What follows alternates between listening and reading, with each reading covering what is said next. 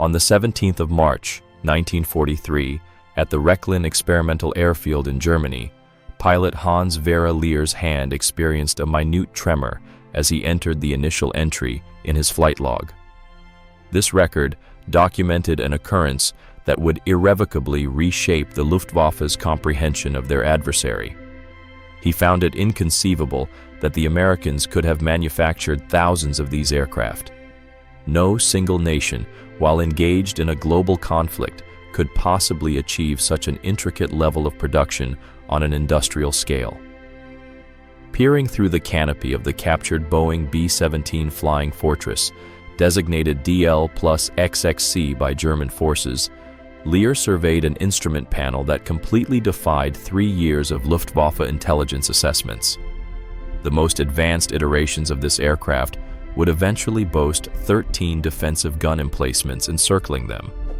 The B-17F model before him was equipped with 9 heavy-caliber machine guns, each capable of discharging 750 rounds per minute, thereby establishing an interlocking field of fire that transformed the bomber into an aerial war machine of unprecedented capability.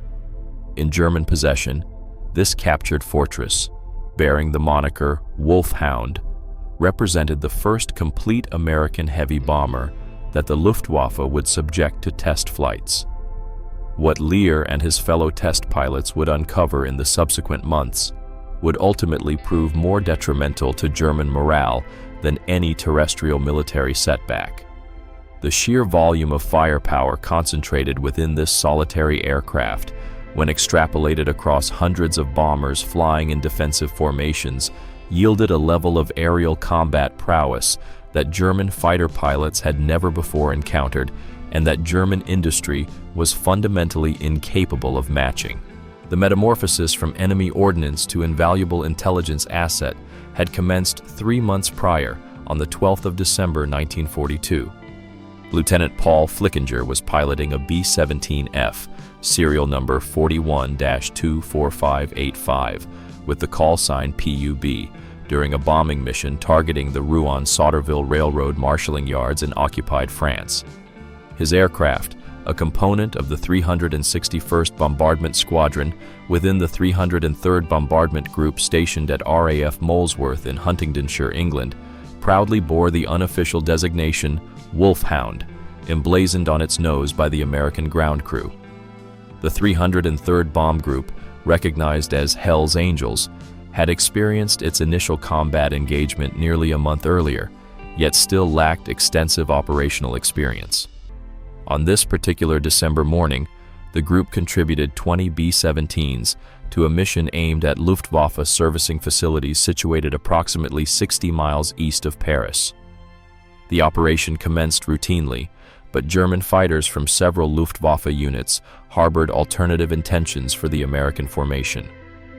Messerschmitt Bf-109s and Focke-Wulf FW-190s assaulted the American formation with determined ferocity.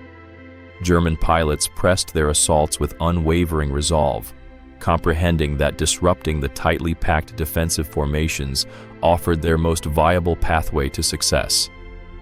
Machine gun and cannon fire ripped through the Wolfhound's fuselage and wings. One engine faltered and ceased functioning, its propeller rotating aimlessly. Another began to lose power, with smoke emanating from damaged cylinders. Flickinger faced an agonizing dilemma as his crippled bomber lagged behind the protective formation. The remaining B-17s proceeded toward England, unable to reduce their speed without rendering themselves vulnerable to the swarming German fighters. Attempting to traverse the English Channel with a damaged bomber incapable of maintaining formation would have guaranteed a fatal outcome. Heading towards neutral Switzerland or Sweden entailed hundreds of miles over hostile territory, with failing engines and pursuing enemy aircraft. The sole recourse that presented his crew with any prospect of survival was an immediate emergency landing on enemy-controlled soil. Scanning the terrain below through intermittent breaks in the clouds and the smoke from his compromised engines, Flickinger identified what appeared to be a suitable clearing near Melun, France, roughly 60 miles southeast of Paris. With extraordinary skill, considering his aircraft's compromised state, he executed a wheels-up landing in a hayfield with the massive 30-ton bomber.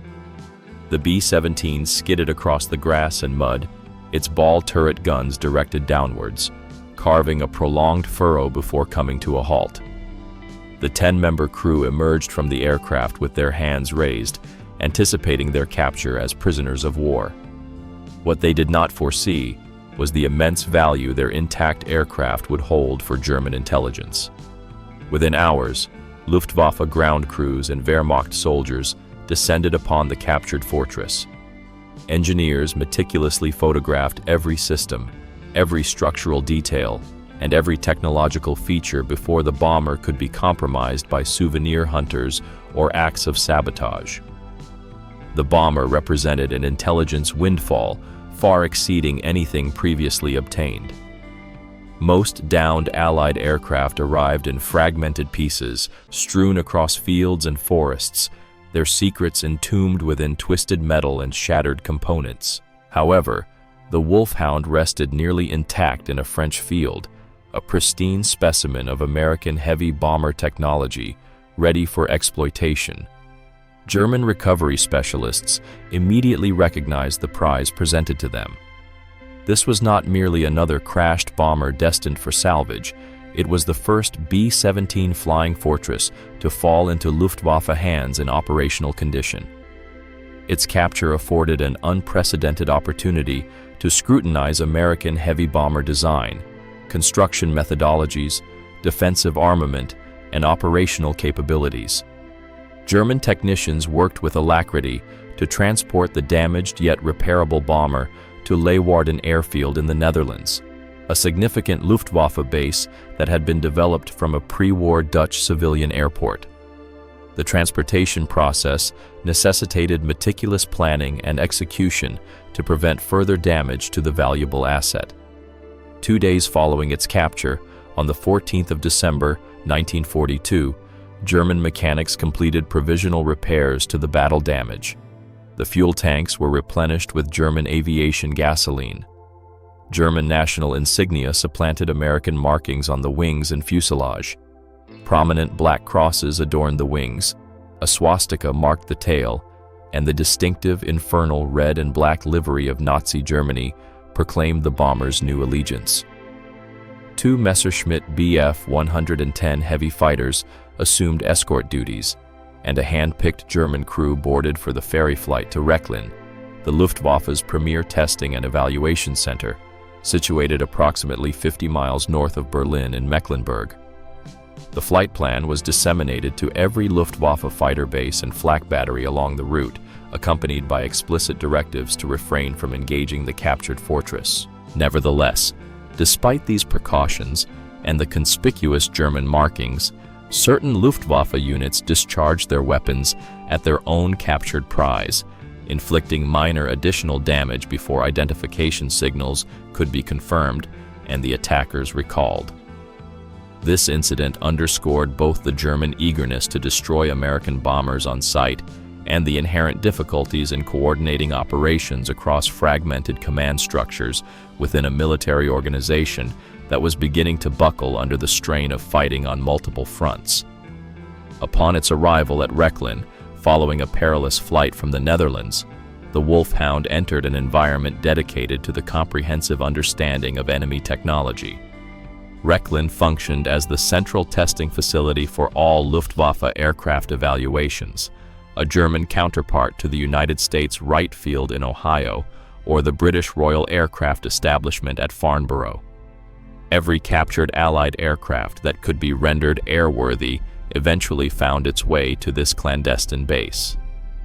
Here, German engineers meticulously dissected foreign technology, seeking vulnerabilities to exploit and innovations to replicate or counter.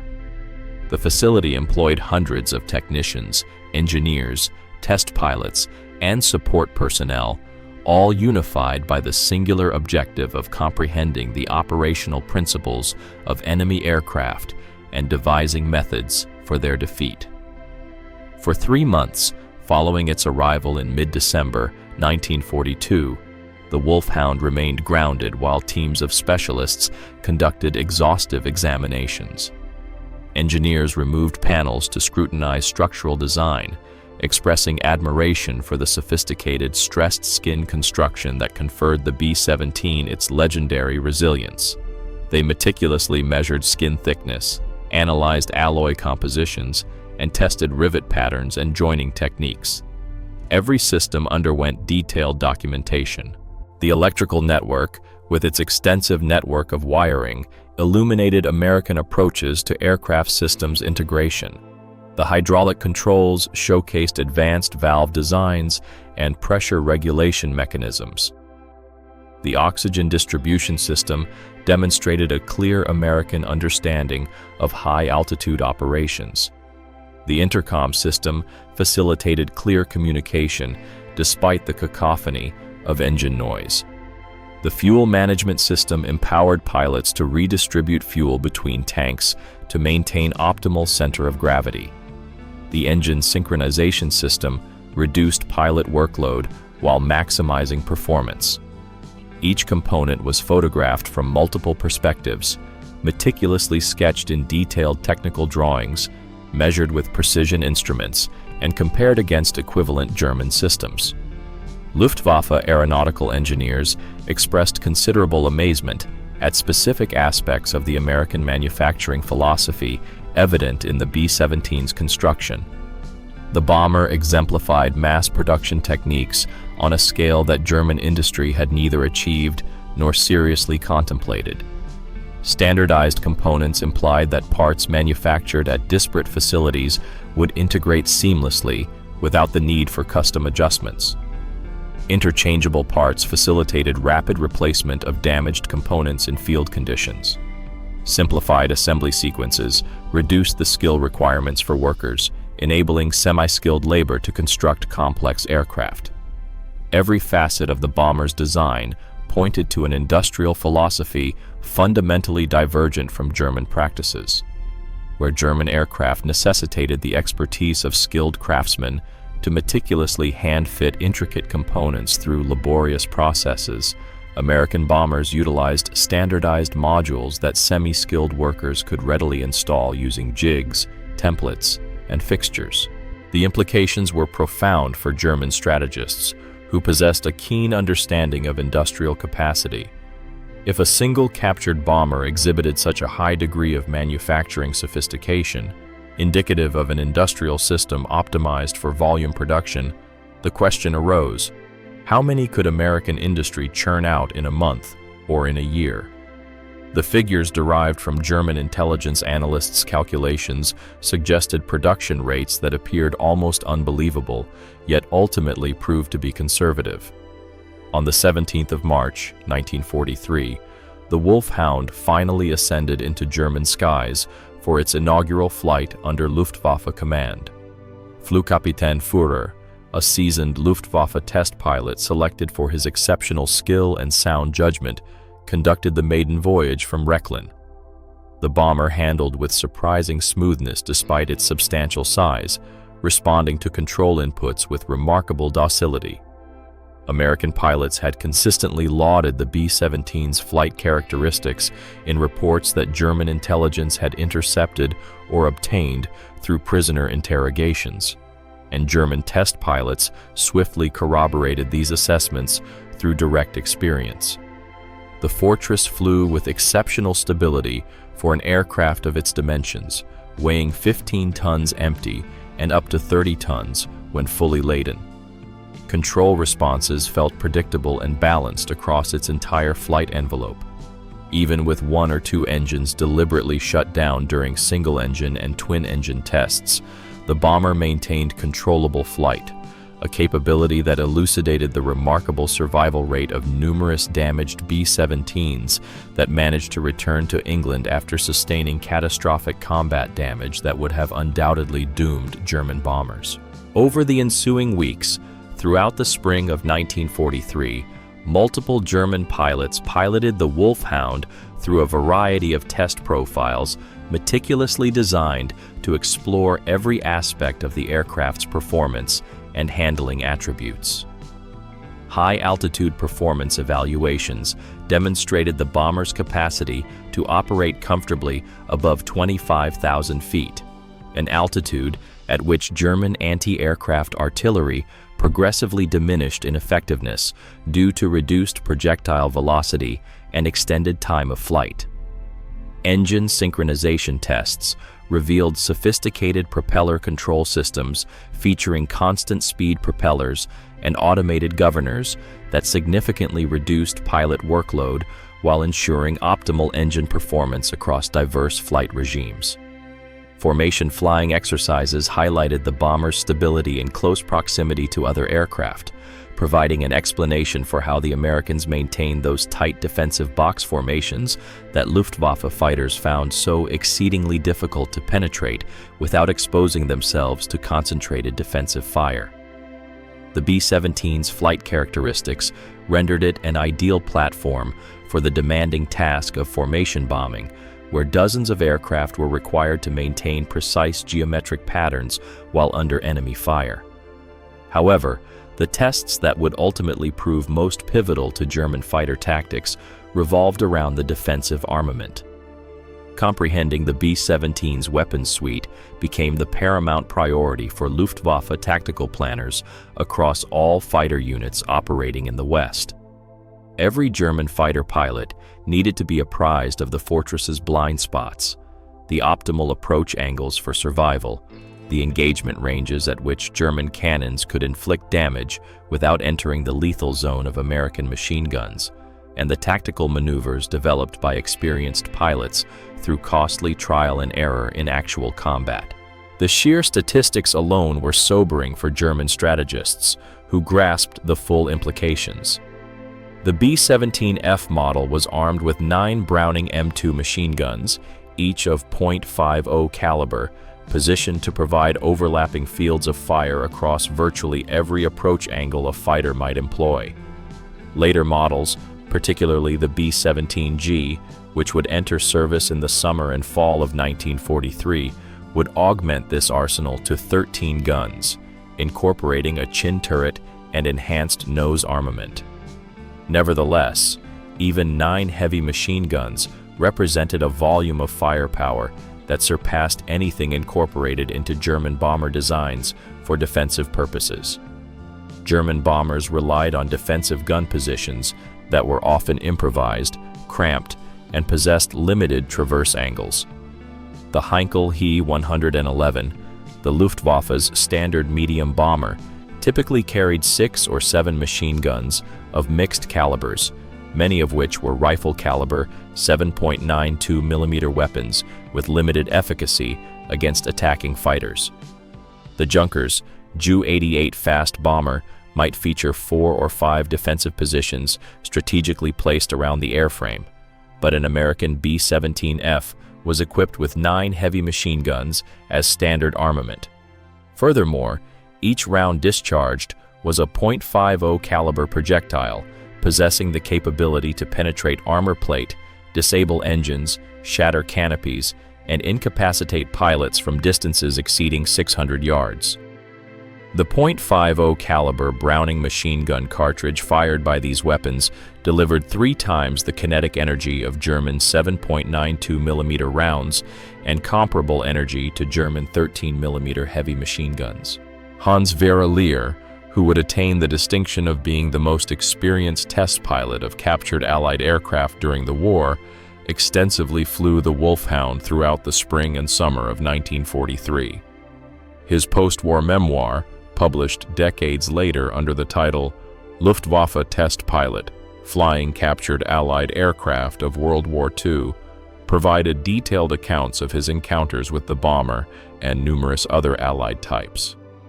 Leer approached captured aircraft with a scientific curiosity rather than ideological prejudice, a professional demeanor that made him indispensable to the Luftwaffe's evaluation program.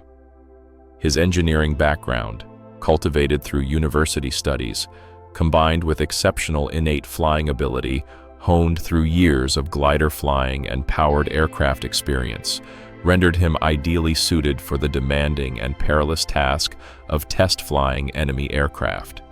He piloted over 125 different aircraft types during the war without a single serious accident or damage incident, a remarkable safety record that attested to both his technical prowess and his methodical approach to unfamiliar machinery. When Leer entered the cockpit of the Hound for his inaugural flight in the captured bomber, he possessed no operational manual, no formal training program, no checklist, and no qualified instructor to provide guidance. He acquired his knowledge through observation and experimentation, meticulously studying the controls and instruments, making educated inferences regarding their functions and operations, and cautiously testing his assumptions at altitude, where errors would not invariably result in immediate fatalities. The instrument layout diverged significantly from German practice in both its arrangement and underlying philosophy. American designers favored centralized panels featuring standardized gauge placements that remained consistent across different aircraft types, thereby facilitating pilots' transitions between various aircraft with greater ease.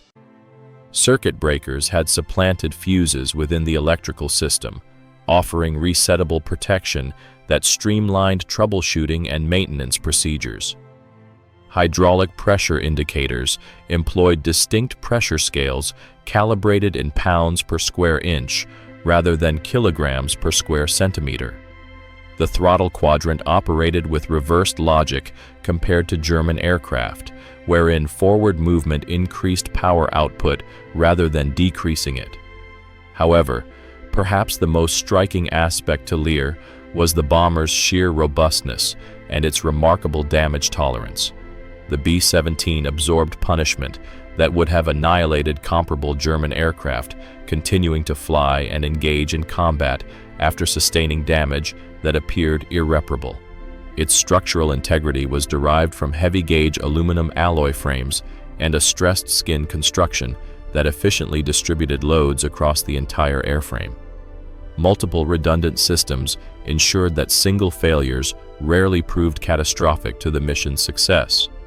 Self-sealing fuel tanks prevented fires from small-caliber impacts, a technology the Germans were aware of but had never implemented with such comprehensive scope.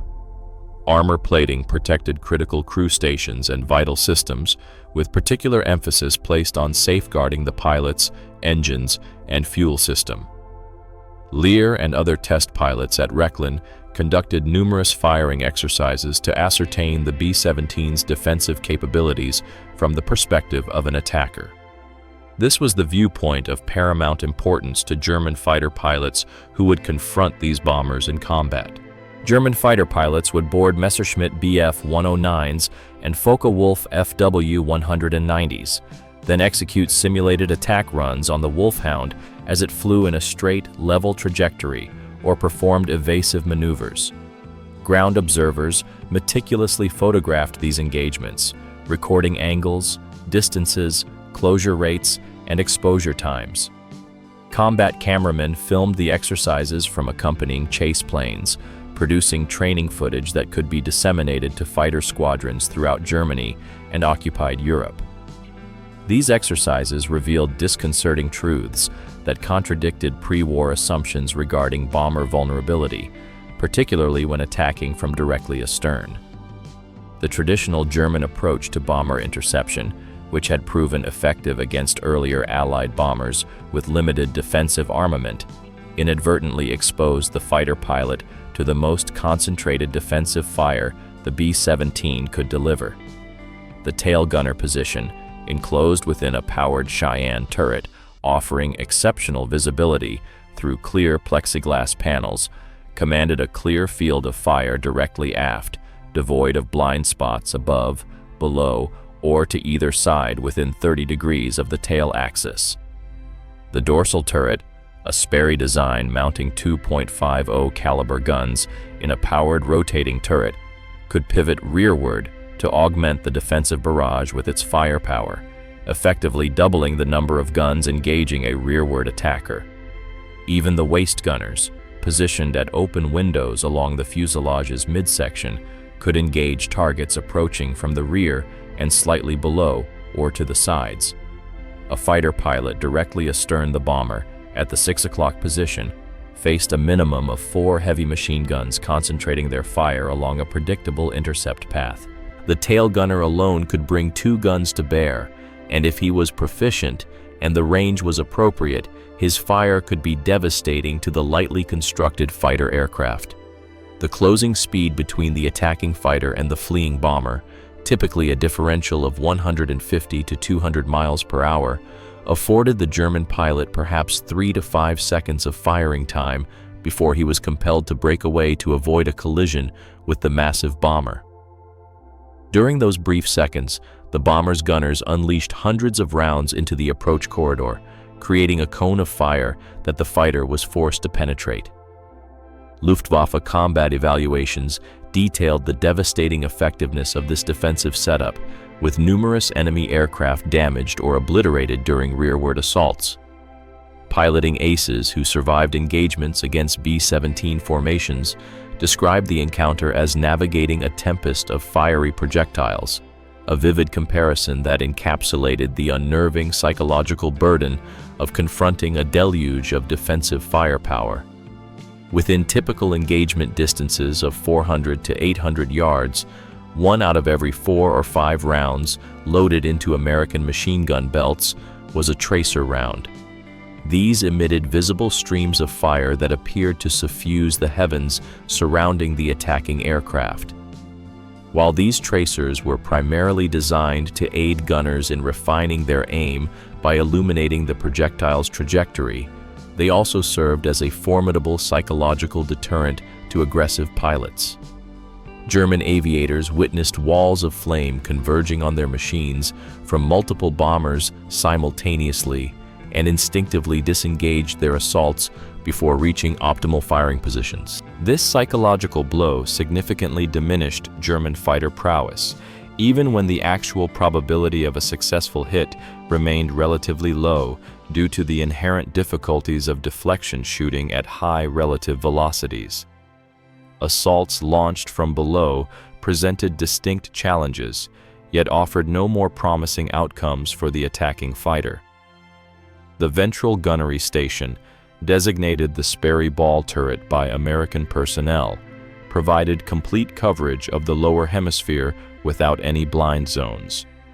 This remarkable engineering marvel positioned a gunner within a rotating spherical enclosure, equipped with 25 caliber machine guns and a computing gun sight.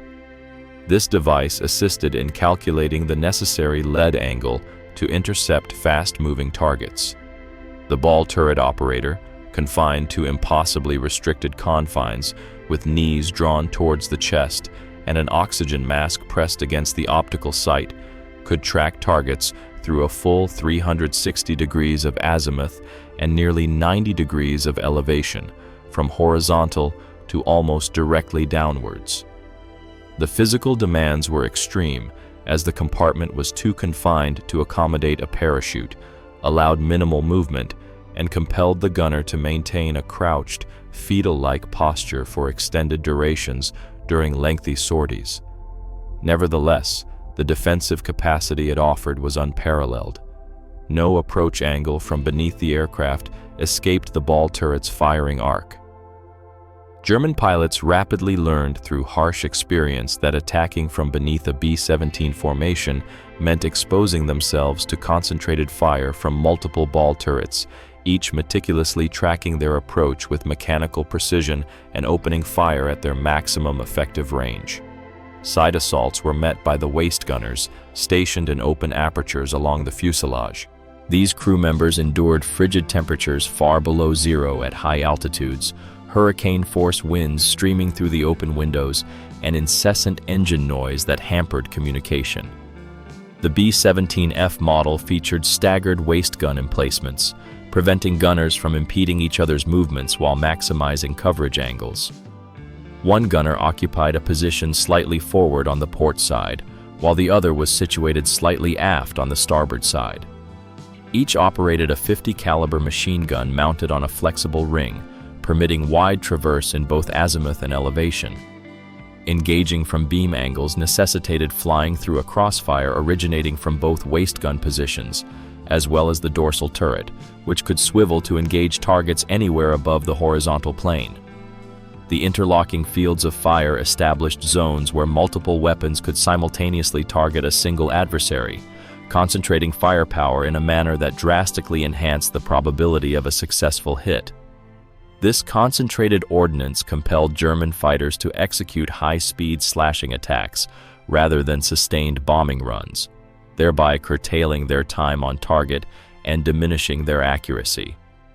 The strategy that emerged from Recklin's experimental program, offering the greatest likelihood of success, involved frontal assaults, approaching the bomber directly head-on from the 12 o'clock high position. This approach minimized exposure to defensive fire and targeted the bomber's most vulnerable defensive sector, where fewer guns could be effectively brought to bear. Early B-17 variants, including the F model represented by Hound, were equipped with only 2 or 3 flexible guns in the nose, operated by the bombardier and navigator. These crew members had other primary responsibilities during combat and were not dedicated gunners. These flexible weapons, mounted in sockets within the plexiglass nose glazing, had limited traverse and required the crew to manually shift the guns from one position to another. While the nose glazing offered the bombardier an excellent vantage point for precise bombing through the Norden bomb site, it provided minimal protection for the crew stationed there and restricted the defensive firepower that could be employed against frontal assaults.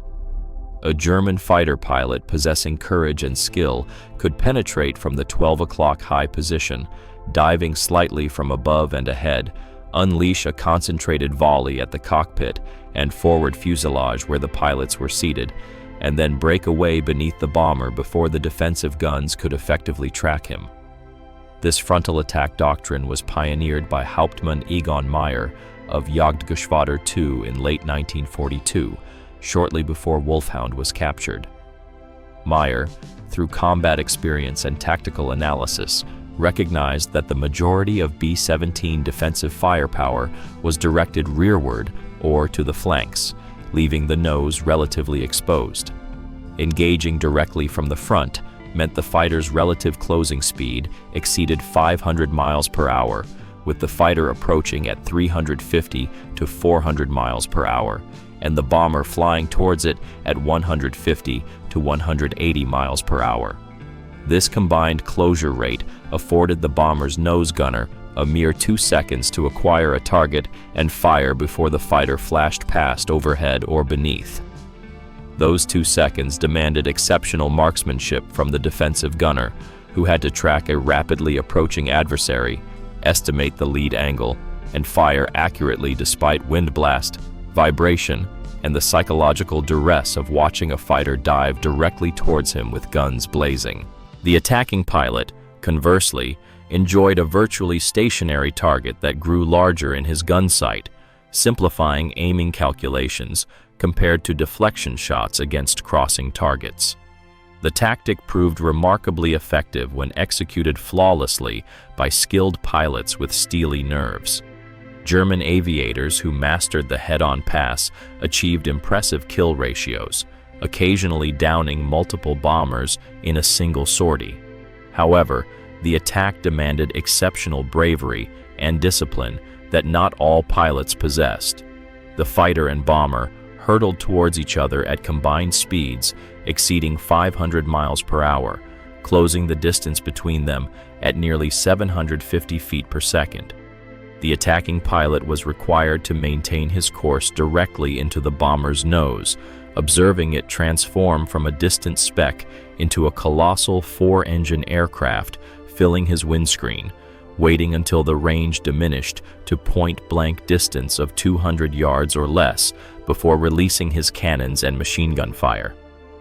Any hesitation, any premature disengagement prompted by the instinct for self-preservation, drastically reduced effectiveness by expending the limited ammunition carried by German fighters. The psychological pressure of witnessing a 4-engine bomber grow larger in the windscreen while tracer fire from the nose guns flashed past the canopy proved overwhelming for many pilots. They disengaged too soon, squandering their attack run and exposing themselves to fire from the upper turret as they passed overhead. Even successful frontal assaults frequently proved fatal for the German pilot, despite destroying the bomber. The combined closing speed meant collision remained a constant peril, necessitating precise timing and spatial judgment. Pilots who pressed their attacks too aggressively, fixating on their target and neglecting to break away in time, sometimes failed to pull out before their fighter impacted the bomber they were engaging. Several Luftwaffe fighters collided with B-17s during frontal passes, instantly killing both crews in the violent impact. Furthermore, the massive bomber could absorb tremendous damage to its forward fuselage and continue flying, attesting to the robust construction that earned the B-17 its reputation for resilience. Unless the attacking fighter's cannon shells struck the cockpit directly, incapacitating both pilots, or disabled multiple engines concurrently, the Fortress would often proceed towards its objective despite significant damage to its nose section.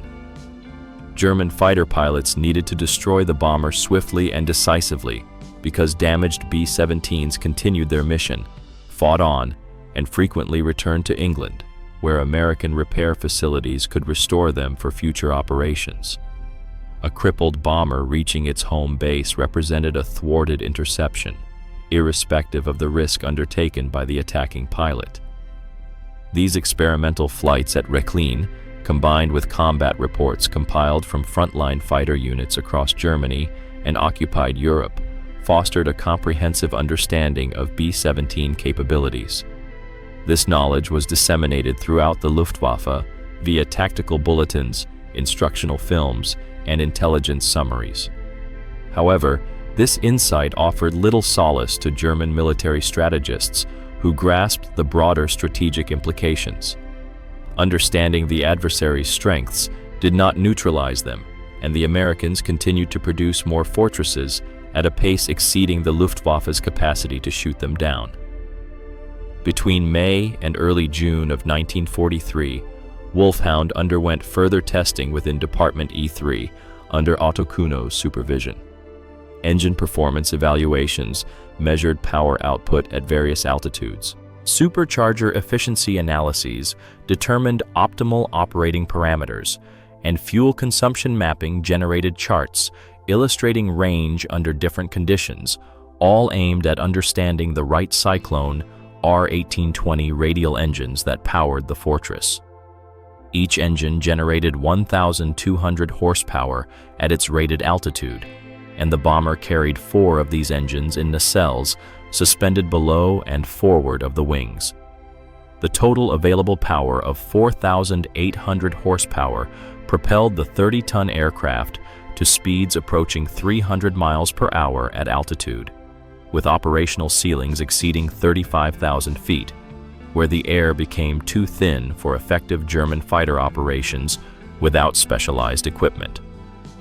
German intelligence analysts calculated that Boeing and its subcontractors were producing these intricate aircraft at rates exceeding German heavy bomber production by factors of 5 to 10. These were numbers that seemed almost inconceivable, yet were substantiated by multiple intelligence sources.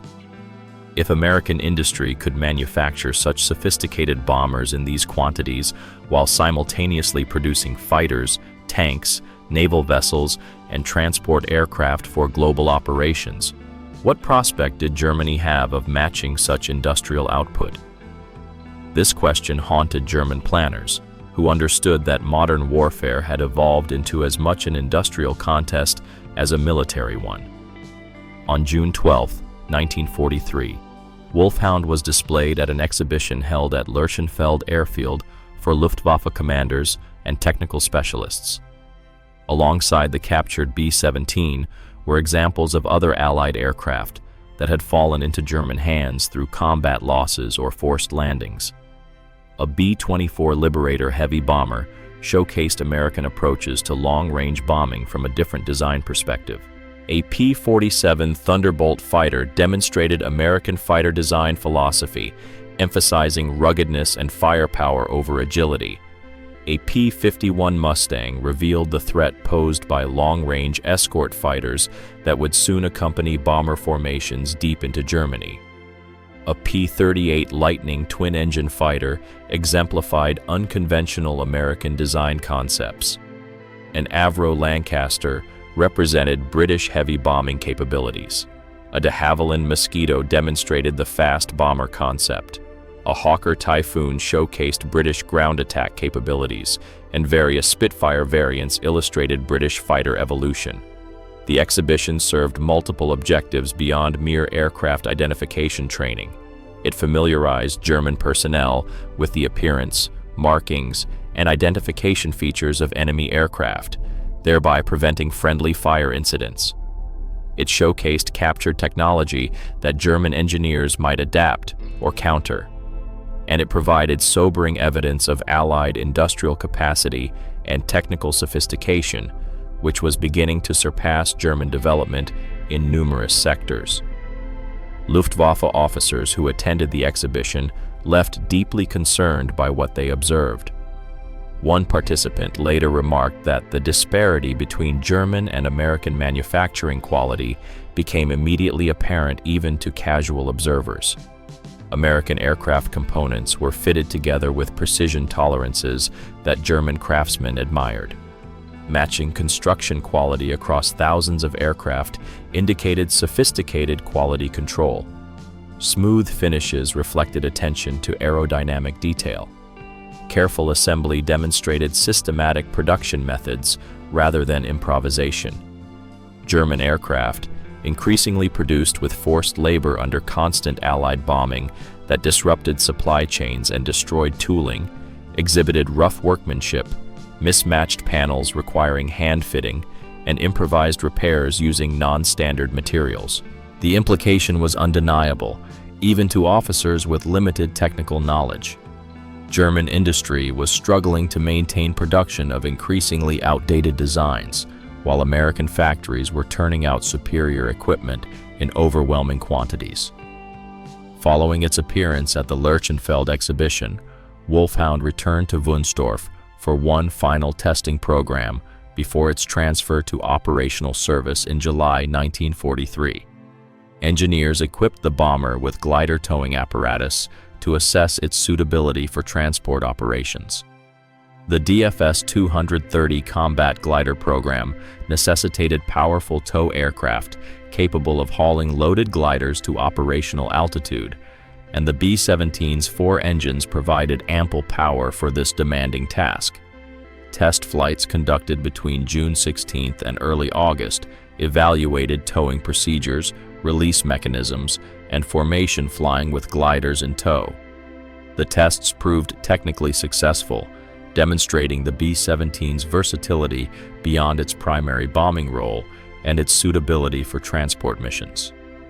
However, Germany's glider forces were in decline following catastrophic losses during airborne operations in Crete, where paratrooper trainees suffered 50% casualties, and in other theaters where airborne operations proved costly. The practical application of these towing tests remained limited, as Germany lacked the necessary transport aircraft fleet and fuel reserves for major airborne operations in 1943 and beyond. In September 1943, Wolfhound was transferred to a new assignment that would take it from the testing facilities at Recklinghausen to operational service with one of the Luftwaffe's most clandestine units. Kampfgeschwader Hound operated from Rangsdorf Airfield near Berlin as a special operations wing unlike any other in the German Air Force. KG-200's mission portfolio encompassed long-range reconnaissance flights deep into enemy territory using aircraft that could blend with enemy formations, insertion and extraction of intelligence agents behind Allied lines, supply drops to German forces operating in partisan-controlled areas or cut off by enemy advances, and the testing of experimental aircraft and weaponry deemed too sensitive for standard evaluation units. The unit operated an eclectic collection of German and captured Allied aircraft, chosen for specific mission requirements rather than standardized logistics. Alongside German types like the Junkers D-296 engine, long-range transport aircraft, the Heinkel 111 medium bomber, and the Arado 232 transport, KG-200, flew captured Soviet aircraft for operations on the Eastern Front and multiple American bombers for operations in the Western and Mediterranean theaters. The B-17's extensive range exceeding 2,000 miles, high-altitude capability above 25,000 feet, and robust construction, which allowed it to withstand damage in harsh conditions, made it ideal for many of the unit's missions. Flying captured American bombers deep into Allied-controlled territory offered unique advantages that justified the logistical burden of maintaining non-standard aircraft. At night or in conditions of poor visibility, Allied radar operators and fighter controllers might mistake the German disguised fortress for a friendly bomber returning from a mission over Europe, enabling the intruder to penetrate Allied airspace undetected or unchallenged. This deception could buy precious minutes or even hours before defenses reacted, time that could determine the difference between mission success and failure. Even in daylight, a B-17 flying at high altitude could potentially join American formations for brief periods, gathering intelligence on tactics, formations, and radio procedures. At Rangsdorf, Wolfhound received a new paint scheme designed for night operations over Allied territory. Dark camouflage colors in blues and grays replaced the earlier test aircraft schemes of yellow undersides and mottled greens.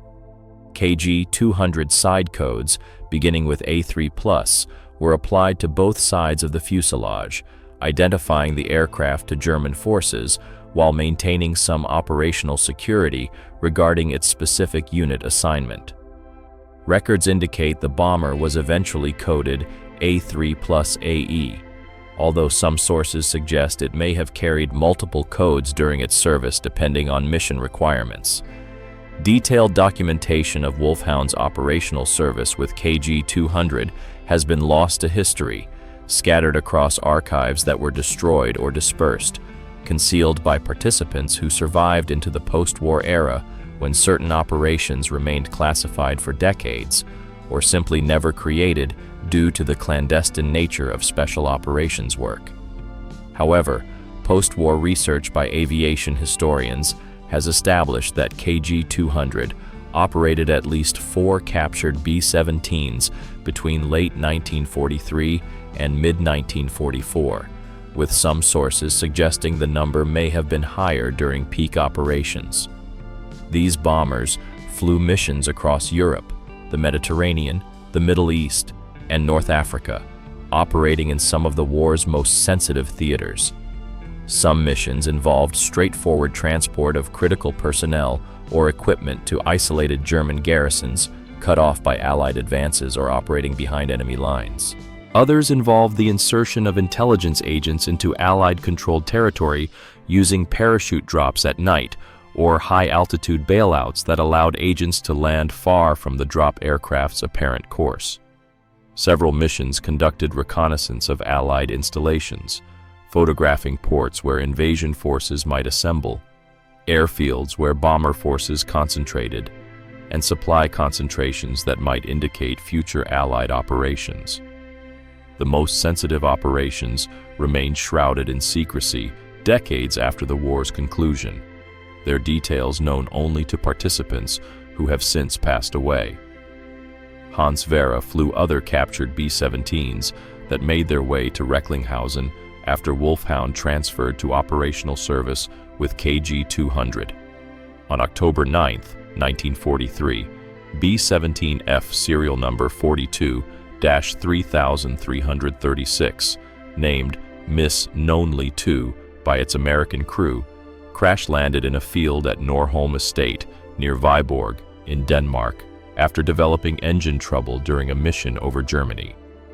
The crew bailed out over Denmark, but the pilot successfully brought the aircraft down intact in a controlled crash landing, demonstrating the B-17's docile handling even in emergencies.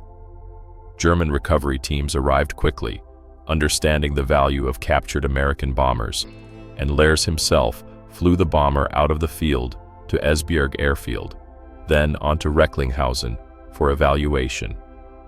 The fact that Leer could fly an unfamiliar American bomber out of a farm field with no instruction manual, no checkout flight, and no ground training spoke volumes about both his exceptional skill as a test pilot and the B-17's docile handling characteristics that made it forgiving of pilot errors.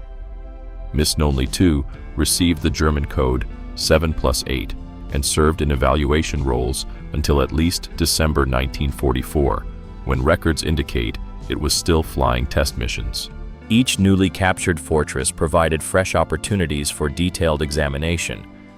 German specialists meticulously examined various components of the production line, searching for any signs of evolutionary advancements that might reveal vulnerabilities for exploitation or highlight areas requiring new defensive strategies. They conducted rigorous tests using diverse ordnance against the B-17 structure, aiming to define the most effective attack vectors for fighter pilots. Their evaluations focused on the efficacy of different German cannon calibers against American armored plating and self-sealing fuel systems. They discovered that their 20mm cannons offered only limited impact, whereas the 30mm cannons proved devastating when direct hits were achieved. These extensive evaluations provided a comprehensive understanding of an aircraft that represented the zenith of American bomber development in 1943, boasting defensive firepower that fundamentally reshaped the dynamics of daylight strategic bombing. Consider the data German test pilots compiled at Recklin. A single B-17G, the ultimate and most heavily armed iteration destined for service in the summer of 1943, was equipped with 13 Browning M2 machine guns of .50 caliber, strategically positioned to offer complete defensive coverage.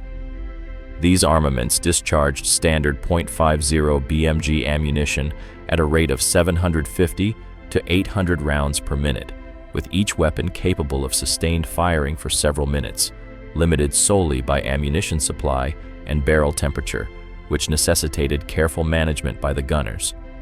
The typical ammunition complement for a B-17G totaled approximately 7,500 rounds, distributed among all the gun stations.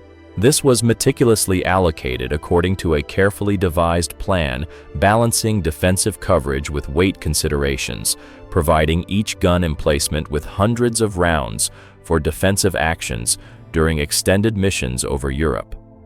The tail turret alone held 500 rounds per gun, amounting to 1,000 rounds total, ample for engaging pursuing aircraft over an extended period. The dorsal turret carried comparable quantities, enabling the top gunner to engage targets for a considerable duration.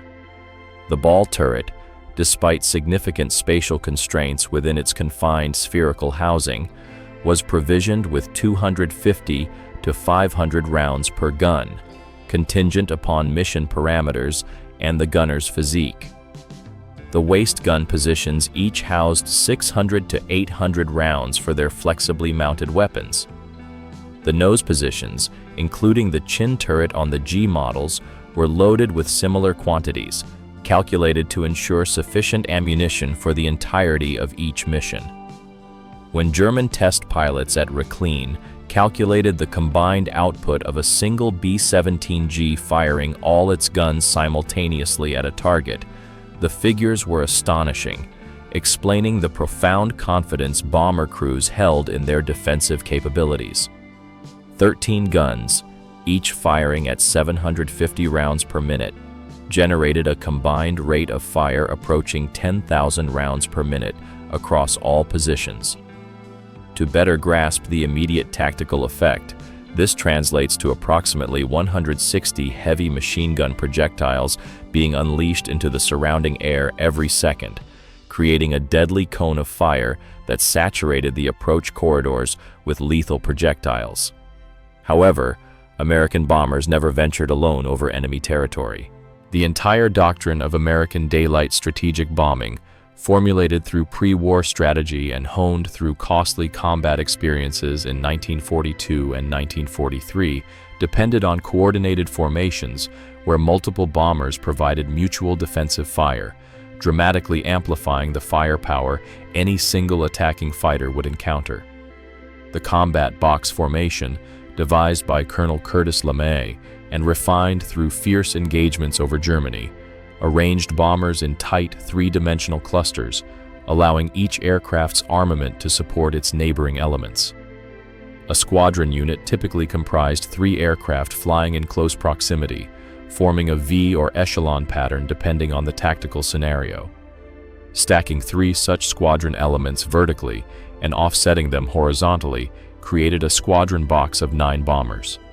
3 of these squadron boxes formed a group box of 27 aircraft, though some groups operated with 4 squadrons, totaling 36 bombers.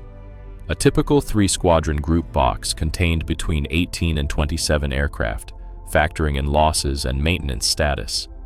Even if each bomber carried merely 9 guns instead of 13, assuming a mixed formation of F and G models, the group's collective defensive armament would exceed 180 heavy machine guns, delivering interlocking fields of fire.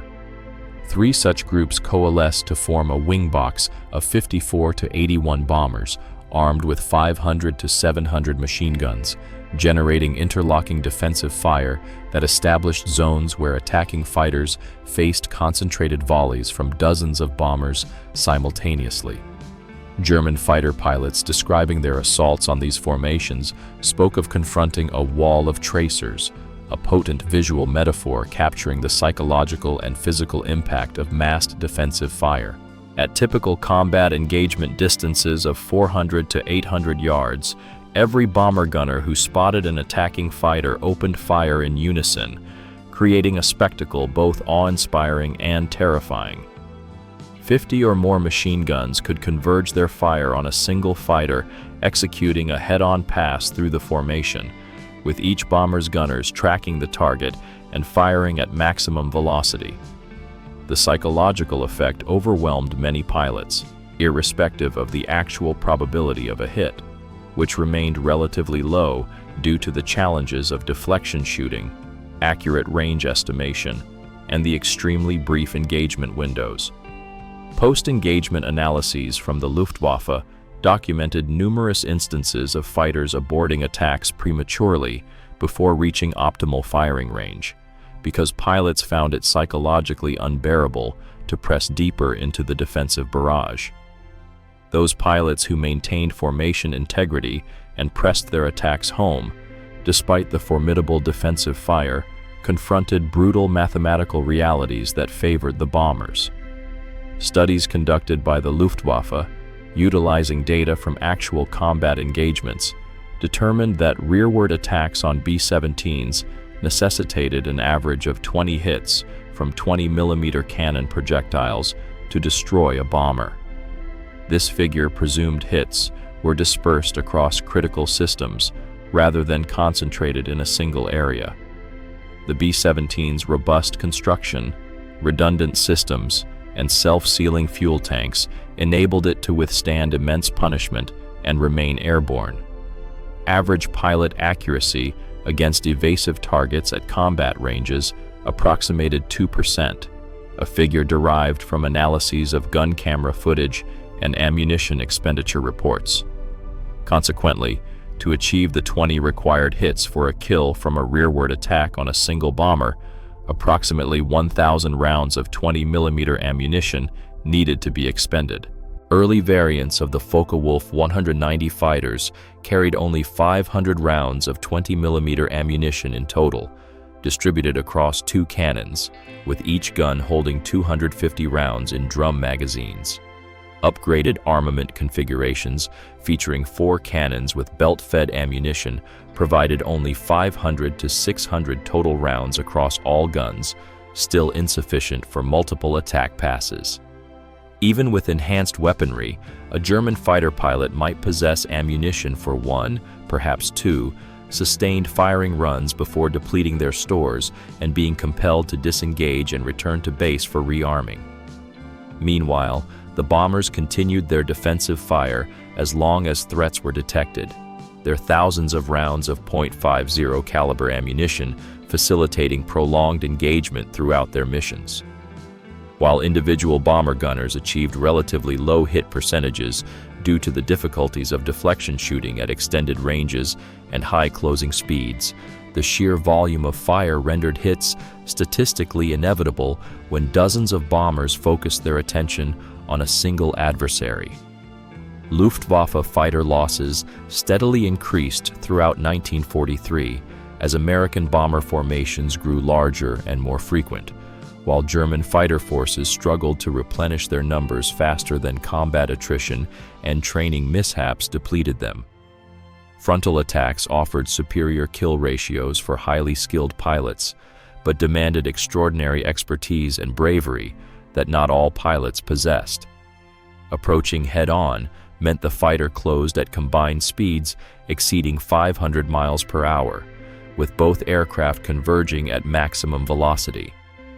At such a closure rate, the target picture transformed dramatically every second, necessitating constant vigilance and rapid decision-making. Range estimation became paramount for successful attacks. Opening fire too early resulted in rounds dissipating without effect, while waiting too long risked a catastrophic collision. The optimal firing window, lasting perhaps 2 seconds, extended from 400 yards to 100 yards, a brief interval requiring precise timing. During those 2 seconds, the fighter pilot had to aim meticulously while compensating for their own aircraft's movements, countering the bomber's evasive maneuvers, which might include subtle turns or altitude adjustments, executing multiple firing bursts while refining their aim between each and initiating their disengagement sequence before a collision occurred. This required continuous practice under realistic conditions and exceptional reflexes, honed only by veteran pilots. The captured B-17 at Wendland afforded German fighter pilots the opportunity to study their adversary intimately in ways impossible through combat alone. They traversed the aircraft completely, examining it from every conceivable angle and noting the gun emplacements and their arcs of fire.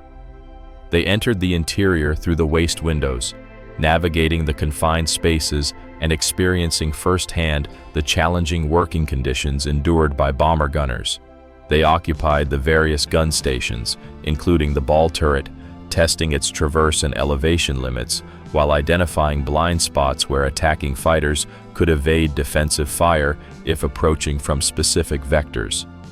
They participated in formation exercises where the bomber performed evasive maneuvers while fighters practiced attack angles and firing solutions, simulating combat scenarios. This training proved exceptionally valuable for experienced pilots who learned to exploit the B-17's vulnerabilities through systematic study. However, by late 1943, the Luftwaffe was losing veteran pilots at a pace that training programs could not match with equally proficient aviators.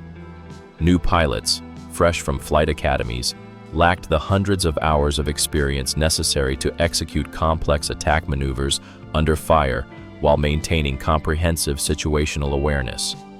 They frequently broke off attacks prematurely or pressed them with excessive aggression, either squandering their ammunition or perishing in collisions. Furthermore, the Americans continuously enhanced their bombers based on combat feedback and crew input. The B-17G model, introduced in the late summer and autumn of 1943, featured the distinctive chin turret beneath the nose, a remotely operated installation armed with .50 caliber machine guns capable of engaging targets directly ahead. This remotely controlled turret, operated by the bombardier utilizing a computing gun sight, significantly bolstered the bomber's frontal defensive capabilities against the head-on assaults that had proven so effective against earlier iterations. Suddenly, the head-on attack, once the preferred tactic of German aces, became considerably more perilous for attacking pilots. The chin turret could track an approaching fighter throughout its ingress, from initial detection at long range, concentrating fire along the predicted intercept trajectory. In conjunction with the existing cheek guns operated by the bombardier and navigator, plus the top turret, which could pivot forward to contribute its twin guns to the defensive barrage. A B-17G could direct 6 to 8 heavy machine guns against a frontal attacker, creating a defensive cone that demanded exceptional skill to penetrate. This compelled the Luftwaffe to adapt once more, seeking novel tactical solutions to the evolving defensive challenge. Fighters began attacking from elevated angles, diving from above and ahead at steep inclinations where the bomber's guns possessed limited elevation traverse due to mechanical constraints. Others approached from beneath the nose, attempting to remain below the chin turret's depression limits while evading the ball turret. Still others resorted to standoff weaponry, launching unguided rockets from beyond the effective range of machine guns, hoping for fortunate impacts on the tightly packed formations where even near misses could inflict collision damage. The Werfer Granit 21-centimeter rocket became a favored armament among German fighter units, launched from tubular pods mounted beneath the wings. These unguided projectiles carried substantial high-explosive warheads intended to disrupt bomber formations through their blast effect rather than achieve direct destruction. Actual hit probability remained low due to the rocket's poor ballistic characteristics, but a detonation amidst a combat box could damage multiple bombers simultaneously through blast and fragmentation, or induce collisions as pilots executed violent evasive maneuvers. However, standoff attacks presented their own set of significant drawbacks that curtailed their effectiveness. The rockets were inaccurate beyond 800 yards, their weight considerably degraded fighter performance, and they generated substantial drag, rendering the launching fighter vulnerable to Allied escort aircraft. Pilots carrying underwing rocket launchers became easy prey for American P-51 Mustangs and P-47 Thunderbolts, which by 1944 included long-range variants capable of escorting bomber formations all the way to Berlin and back, eliminating the sanctuary that German fighters had previously enjoyed deep within German airspace. The technological arms race persisted throughout 1943 and 1944, with both sides striving for advantages. The Luftwaffe developed heavier cannons, including the 30mm Mk-108, capable of destroying bombers with minimal hits, larger rockets with improved guidance systems, and even experimented with aerial bombing by fighters dropping small bombs onto bomber formations from above. The Americans improved their defensive armaments with the G model, perfected their formation tactics through hard-won combat experience, and introduced superior escort fighters with extended range and enhanced performance. Yet, one undeniable reality underpinned this entire equation, a reality that no amount of tactical innovation could alter. American industry could replace losses at a faster rate than German industry, despite operating across the Atlantic Ocean and shipping all material to Europe. Every B-17 shot down over Europe represented a tactical triumph for the Luftwaffe pilot achieving the kill, but it constituted only a strategic victory if it halted subsequent missions. However, within weeks, sometimes mere days, another brand new bomber, fresh from Boeing's production facilities in Seattle, from Douglas plants in Long Beach, or from Vega facilities in Burbank, would replace the lost aircraft, arriving in England with a new crew ready to continue the bombing campaign.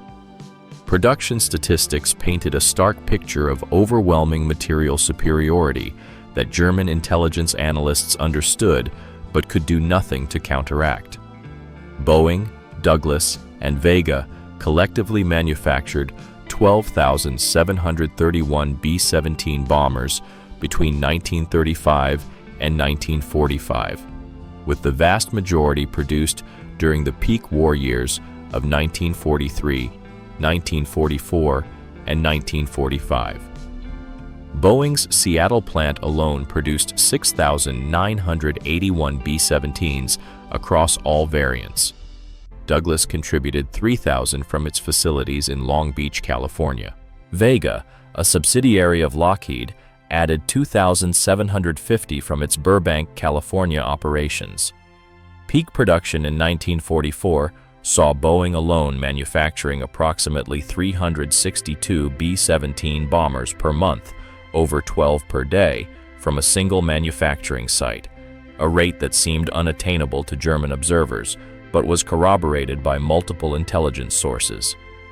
German four-engine bomber production never approached these figures, despite possessing a more advanced aviation industry at the outset of the war. The Heinkel He 177, Germany's sole operational four-engine heavy bomber, the result of years of development, suffered from persistent engine fires due to its unconventional coupled engine configuration and mechanical issues that severely limited its operational readiness. Total production across all variants barely exceeded 1,100 aircraft between 1942 and 1944, and operational availability remained so poor that many units refused to accept the type, preferring twin-engine medium bombers despite their inferior range and bomb load capabilities. Germany simply could not match American heavy bomber production in either quantity or quality, a failure rooted in strategic decisions, industrial organization, and resource limitations. When Luftwaffe pilots learned of these production statistics through intelligence briefings intended to prepare them for the scale of opposition they would face, morale predictably declined among thoughtful aviators who grasped the implications. What was the purpose of risking their lives to destroy one bomber when 10 more would replace it within a week? This question haunted fighter squadrons across Germany as the strategic situation deteriorated throughout 1944. The captured B-17 at Recklin provided German engineers with a detailed comprehension of American manufacturing methodologies that elucidated how such production rates were achieved. They studied the modular construction, which facilitated the seamless integration of sub-assemblies fabricated at diverse factories across the United States during final assembly, requiring minimal manual fitting. They examined the standardized components sourced from hundreds of subcontractors nationwide, establishing a supply chain of unparalleled complexity and efficiency. They analyzed the streamlined assembly sequences that enabled semi-skilled workers, many of them women entering industrial employment for the first time, to construct complex bombers in a fraction of the time required by experienced German artisans using traditional methods. German reports emanating from these studies expressed grudging admiration for American industrial organization, while simultaneously acknowledging the impossibility of Germany emulating such practices. The B-17 represented more than just individual engineering prowess or ingenious design solutions. It embodied an entire manufacturing philosophy, prioritizing production volume over artisanal craftsmanship, emphasizing interchangeable parts over custom fitting, and accepting adequate quality over absolute perfection. Every design decision reflected this philosophy of mass production. Standardized fasteners utilized throughout the aircraft reduced inventory requirements and simplified assembly. Straight panels with minimal compound curves streamlined forming operations and decreased scrap rates. Modular subassemblies allowed for the parallel construction of fuselage sections, wings, and tail surfaces, which then came together in final assembly with minimal fitting, dramatically shortening production timelines. This approach enabled Boeing's Seattle plant to complete one B-17 every hour at peak production rates, a feat that appeared inconceivable to German observers accustomed to production schedules measured in weeks per aircraft. German factories, still employing traditional aircraft construction techniques with custom-fitted components, hand-riveted assemblies, and skilled craftsmen performing the majority of operations, required weeks to construct a single bomber. The strategic implications were inescapable to anyone who understood industrial production. Even if German fighters achieved favorable loss ratios in combat, even if they destroyed 2 or 3 bombers for every fighter lost, American industry could sustain such attrition indefinitely, whereas German industry could not. By mid-1944, this reality became undeniable even to the most optimistic German commanders. The question was no longer whether Germany could prevail in the air war over Europe. The question had become how much longer German forces could sustain their efforts against an increasingly overwhelming material disadvantage before collapse became inevitable. The Wolfhound and other captured B-17s at Recklin had imparted to the Luftwaffe all necessary knowledge regarding the Flying Fortress as a weapon system. They understood its strengths, including its robust construction and formidable defensive armament. They were aware of its weaknesses, such as the vulnerable nose on early models and the blind spots in gun coverage. They had meticulously documented its capabilities concerning range, altitude, bomb load, and formation flying tactics. They recognized its inherent weaknesses, specifically the necessity for maintaining formation cohesion and its susceptibility to concerted, head-on assaults. Nevertheless, they devised strategies that, when skillfully executed by pilots possessing nerves of steel, could neutralize the bombers despite their formidable defensive armament. However, this hard-won understanding could not overcome the fundamental constraints of industrial output, which ultimately dictated the war's strategic direction. For every German aviator who mastered the art of engaging B-17s through instruction at Rechlin or practical experience in combat, American factories graduated 10 new bomber crews. For every fortress brought down over Germany due to superior German tactics, American production lines churned out 5 more. Each successful interception that thwarted a bombing mission was countered by a dozen more raids the following week, dispatched with even larger formations.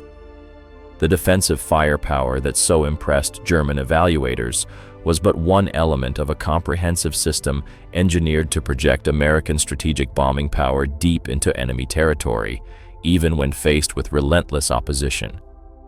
The B-17 combined an operational range exceeding 2,000 miles, the capacity to operate at altitudes above 25,000 feet, the ability to carry a substantial bomb load ranging from 4,000 to 8,000 pounds, depending on mission parameters, a robust airframe capable of withstanding significant battle damage, and devastating defensive armaments into a singular platform.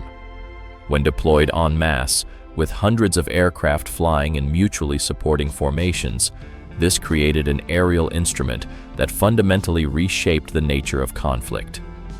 Luftwaffe General Adolf Galland, a distinguished German fighter ace with 104 confirmed aerial victories and later the commander of German fighter forces, extensively documented the challenges of combating American daylight bombing operations in his post-war writings.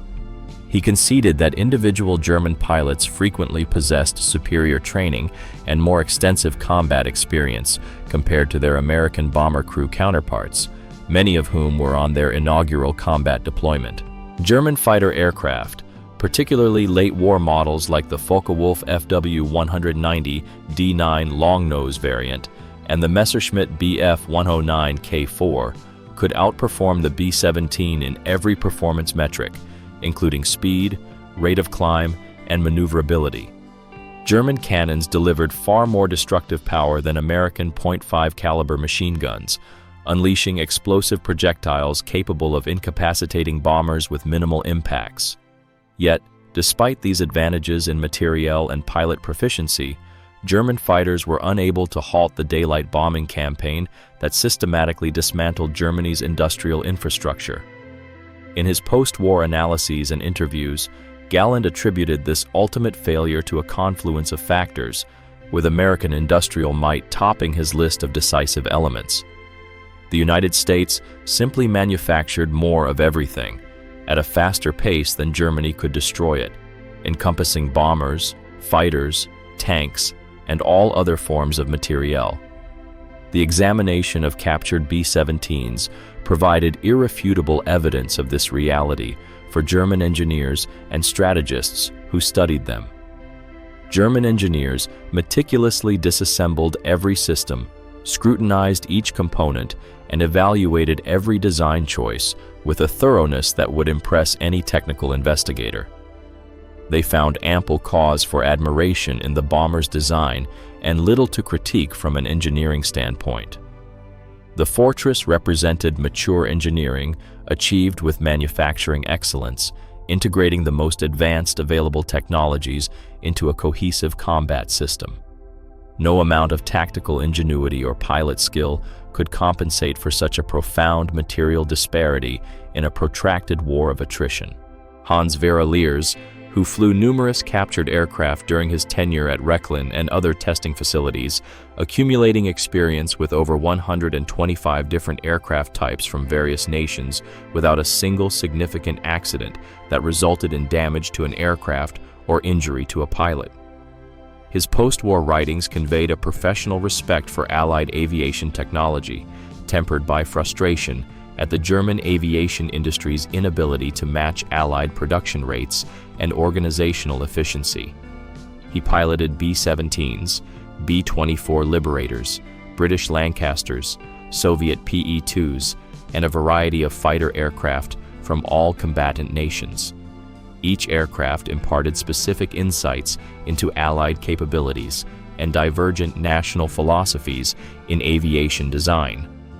However, the B-17 remained the most strategically significant aircraft he evaluated, embodying American strategic bombing doctrine realized in aluminum and steel. Every facet of the Fortress's design supported its mission objective: to penetrate deep into enemy territory, deliver heavy bomb loads with precision utilizing the Norden bomb site, and return home despite determined resistance from fighters and anti-aircraft artillery. The defensive armament that so impressed German evaluators served as the critical enabler for this mission profile. Without these machine guns and the interlocking defensive formations they facilitated, daylight strategic bombing would have been impossible. Irrespective of the sheer volume of bombers the Americans produced, German fighters would have decimated unescorted bombers in numbers so great as to compel the Americans to abandon daylight operations in favor of night bombing, akin to the British approach, thereby diminishing accuracy and overall effectiveness. The B-17's defensive firepower did not render the bombers impervious to attack or prevent losses entirely. Thousands were downed over Europe by resolute German fighter pilots and accurate anti-aircraft fire, but the defensive armament ensured their survivability in sufficient numbers to accomplish their mission objectives over time. A sufficient number of bombers penetrated the defenses to reach their targets. Enough crews survived their operational tours of 25 and later 35 missions to return and train new crews. The cumulative impact of hundreds of bombing missions over 2 years systematically devastated Germany's industrial capacity, fuel production facilities, transportation networks, and military manufacturing capabilities. By 1945, when the aircraft known as Hound met its demise during an American bombing raid on Ehrenberg Airfield on April 10th, the strategic bombing campaign had achieved its principal aims. German industry lay in ruins across the Ruhr Valley and other industrial heartlands. Fuel shortages grounded a substantial portion of the Luftwaffe, despite the availability of aircraft. Transportation paralysis prevented the delivery of critical supplies to front lines where German armies were facing defeat. The fortresses had successfully completed their mission, albeit at a heavy cost. The captured bomber that imparted such valuable knowledge to the Luftwaffe regarding American defensive firepower had become a symbol of the futility of opposing overwhelming material superiority. German pilots who learned to engage B-17s, utilizing insights gained from flying captured examples, found themselves increasingly marginalized as American bomber streams swelled to include 1,000 aircraft, escorted by an equivalent number of long-range fighters. Individual skill and tactical acumen could not compensate for such numerical inferiority and industrial disparity. The narrative of captured B-17s in German service represents an intriguing footnote to the broader saga of the strategic bombing campaign over Europe. These aircraft, manufactured in American factories by American laborers, flown by American crews on combat missions, downed or forced to land by German forces, subsequently repaired and piloted by German aviators, served as unique windows into Allied capabilities and American industrial methodologies. They revealed strengths that the Luftwaffe needed to counter with novel tactics and vulnerabilities that could be exploited by proficient pilots. They facilitated fighter pilot training in aircraft identification and attack protocols, thereby saving lives. They supported special operations missions deep behind enemy lines, achieving tactical objectives. They contributed to the German war effort in myriad ways throughout 1943 and 1944. Ultimately, however, they also underscored the precariousness of Germany's strategic position by illuminating the sheer scale of American industrial output. Every hour, German technicians dedicated to repairing captured American aircraft represented skilled labor diverted from the maintenance of German aircraft. Every gallon of precious fuel expended in testing enemy bombers was fuel unavailable for combat operations. Every round fired during evaluation exercises represented ammunition that Germany could ill afford to expend. Meanwhile, American factories produced more B-17s daily, replacing losses faster than combat attrition could inflict them. The production statistics remain staggering even 8 decades after the war's conclusion. Boeing's plant.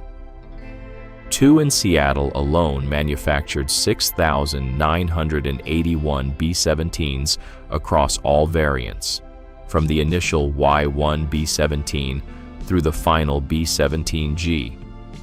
Long Beach and Vega in Burbank contributed an additional 2,750 units between 1942 and 1945.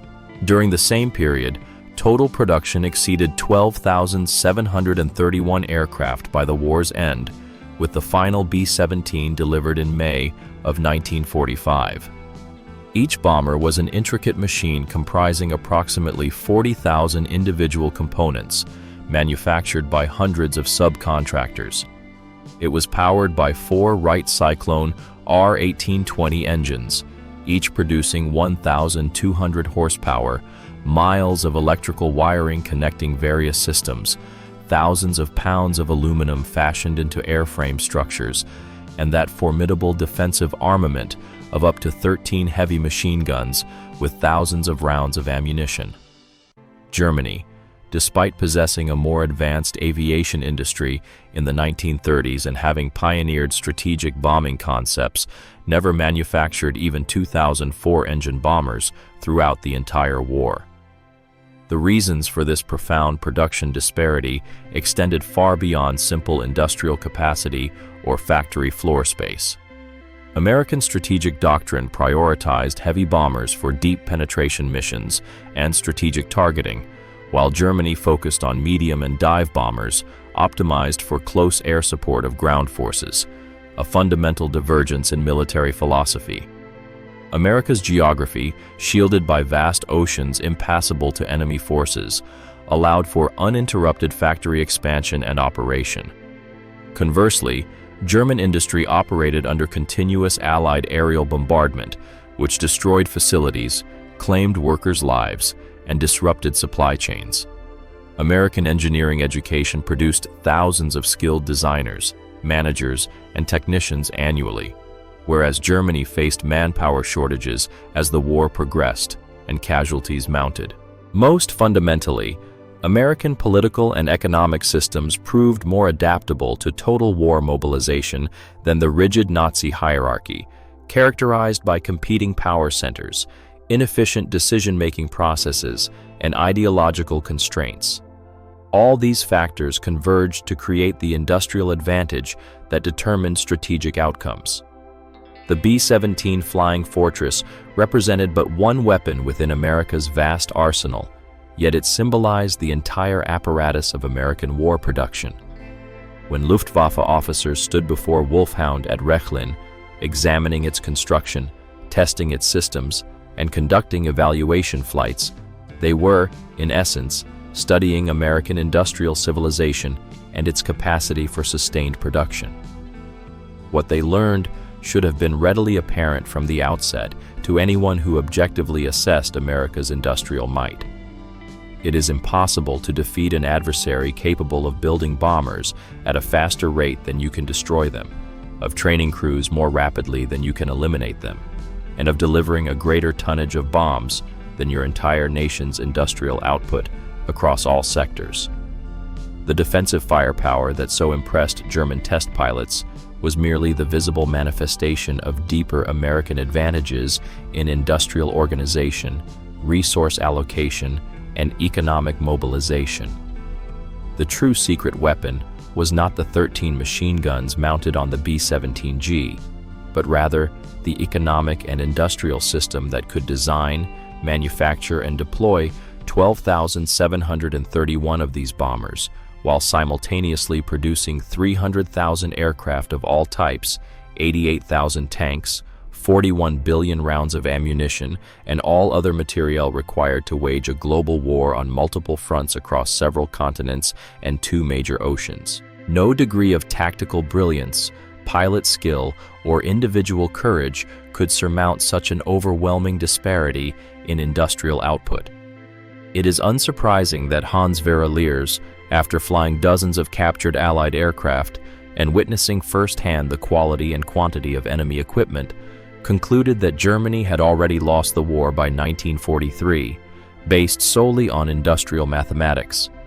The mathematics of material production predicted defeat with absolute certainty. The only remaining questions pertain to the timing of the inevitable end and its ultimate cost in lives and destruction. The captured B-17 at Rechlin provided answers to several critical tactical questions for German fighter pilots. It revealed blind spots in defensive coverage that skilled aviators could exploit. It identified vulnerable systems, including hydraulics and oxygen, that could disable the bomber. It demonstrated attack profiles that offered the best prospects for success for determined pilots. However, it could not address the fundamental strategic question that determined the war's outcome. How does one halt 10,000 bombers when one can barely construct 1,000 fighters annually?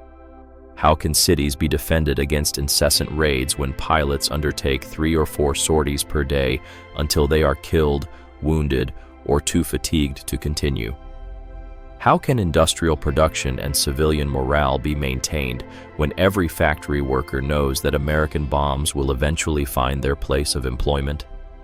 These questions lacked any satisfactory answers within the framework of Nazi Germany's wartime strategy and industrial organization.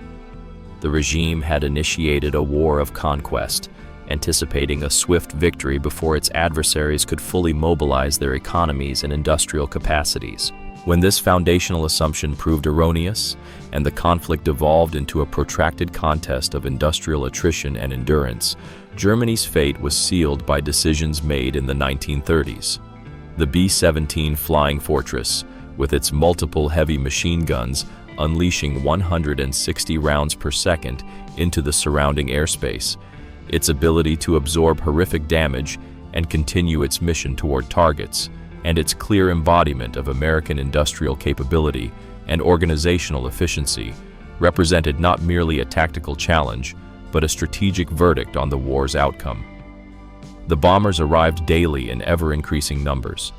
The fighter escorts grew more numerous and capable.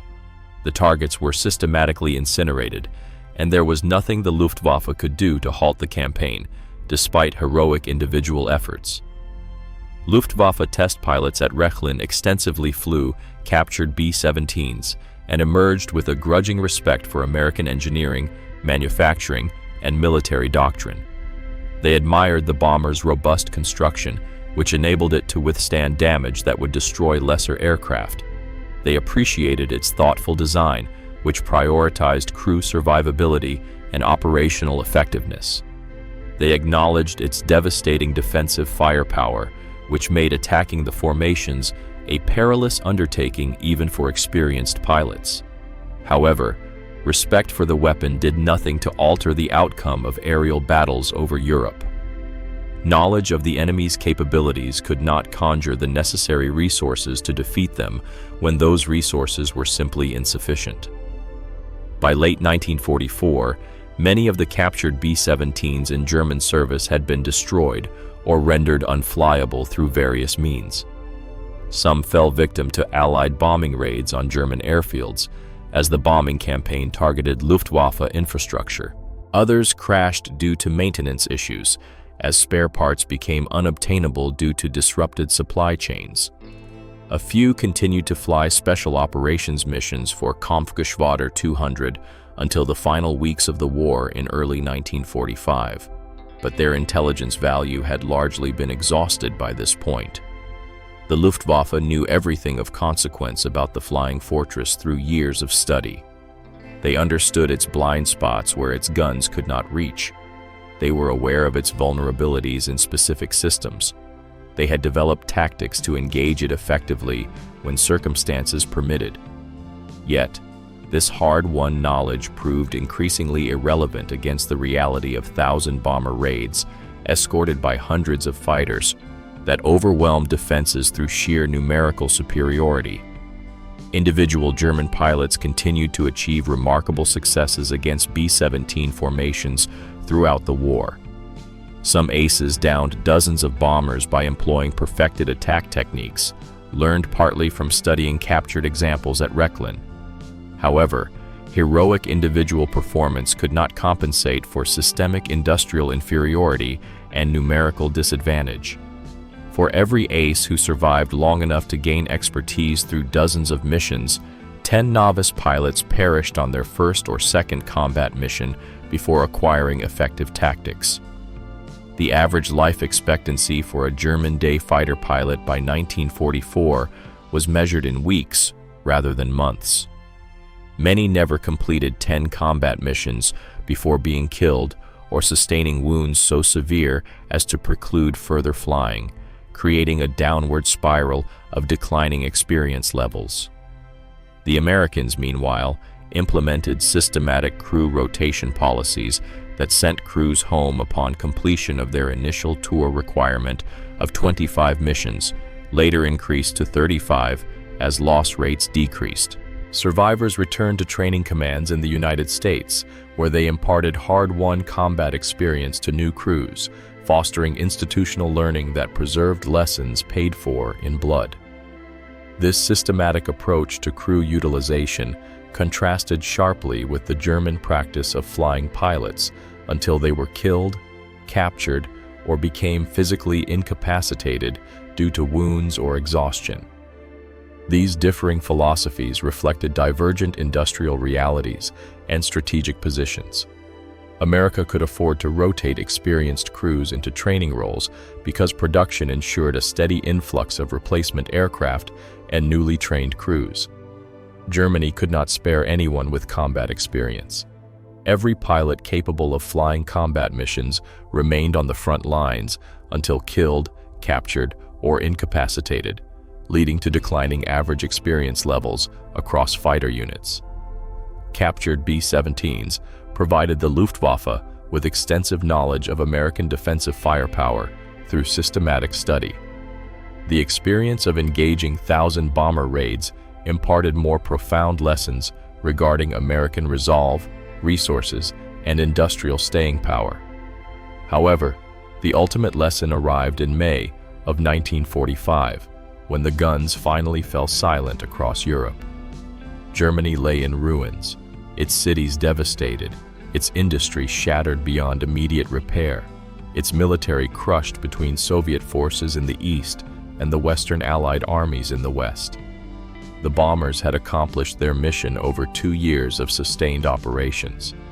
The German test pilots in 1943 had gathered sufficient intelligence for the fortresses to complete their mission despite incurring terrible losses, with nearly 5,000 B-17s lost to all causes during the war. The story concludes where it began, in the skies over Europe, where men fought and died in machines that represented their nation's industrial capabilities, strategic doctrines, and approaches to warfare. Hans Vera survived the war and lived until 1991, long enough to publish his memoirs and participate in numerous historical projects documenting the experiences of Luftwaffe test pilots for future generations. He remained proud of his service and technical achievements while acknowledging the futility of Germany's cause and the inevitability of defeat once American industrial capacity was fully mobilized. His expertise in flying captured Allied aircraft made him valuable to Allied intelligence services after the war, and he contributed to several projects evaluating German and captured Allied aircraft for post-war air forces. Wolfhound, the first intact B-17 captured by the Luftwaffe, served Germany from December 1942 until its destruction in April 1945. During those 2.5 years, it provided German aviators and engineers with invaluable insights into American bomber design, defensive tactics, and industrial capabilities. The lessons proved intellectually significant, but strategically irrelevant to altering the final outcome. Comprehending your adversary's strengths does not nullify them, nor devise countermeasures when the necessary assets are unavailable. The 13 machine guns that so captivated aviation test personnel at Recklin symbolized more than defensive weaponry. They were a tangible embodiment of American manufacturing philosophy forged in metal. Superior firepower achieved through a sheer quantity of ordnance. Coordinated action facilitated by formation maneuvering. Redundancy provided by a multitude of weapon systems protecting all ingress routes. All meticulously crafted to ensure a sufficient number of bombers successfully completed each sortie, obliterated their objectives, and returned safely to operate again. This strategic approach proved effective, notwithstanding considerable sacrifices. Despite the loss of nearly 5,000 B-17 aircraft from all causes throughout the conflict, encompassing aerial engagements, operational mishaps, and adverse weather conditions, despite casualty rates among bomber crews that surpassed 20% in certain formations during 1943, and despite German fighter pilots downing hundreds of these fortresses in resolute opposition, the strategic bombing endeavor achieved its intended outcomes. Germany's industrial war-making capabilities were devastated across the Ruhr River Valley and other vital regions. Its urban centers were engulfed in flames from firebombing raids. Its vital transportation infrastructure was crippled by persistent attacks. And upon the war's conclusion, American manufacturing plants were still assembling B-17 aircraft at a pace that would have permitted the complete replacement of all wartime losses within a 6-month period, underscoring the ultimate futility of attempting to prevail in a conflict of attrition against America's industrial might. The B-17 aircraft that fell into German hands served as unwitting heralds of their own nation's eventual defeat. Each test flight illuminated America's technological prowess. Every assessment documented its inherent advantages. Every training drill reinforced the identical, undeniable truth. America possessed an industrial base that Germany could never hope to rival through any practical means. The defensive armaments were indeed formidable and commanded respect. The productive capacity underpinning them, however, was overwhelming and ultimately decisive. This was the genuine revelation imparted by the captured flying fortresses, although it took considerable time for all involved to fully grasp its import. The Luftwaffe officers who piloted the commandeered B-17 aircraft conceded that they had never encountered defensive firepower of such intensity in their prior experience with other bomber types. They expressed astonishment at the overlapping arcs of fire that blanketed all vectors of approach, the potent armaments capable of neutralizing enemy fighters from considerable distances, and the substantial reserves of ammunition enabling prolonged engagement.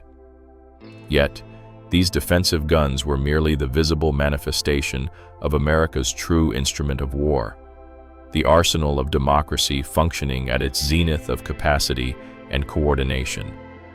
That arsenal, once fully mobilized and unleashed, proved indomitable, even in the face of tenacious resistance. The fortresses arrived by the hundreds, the bombs found their marks, and Germany ultimately succumbed.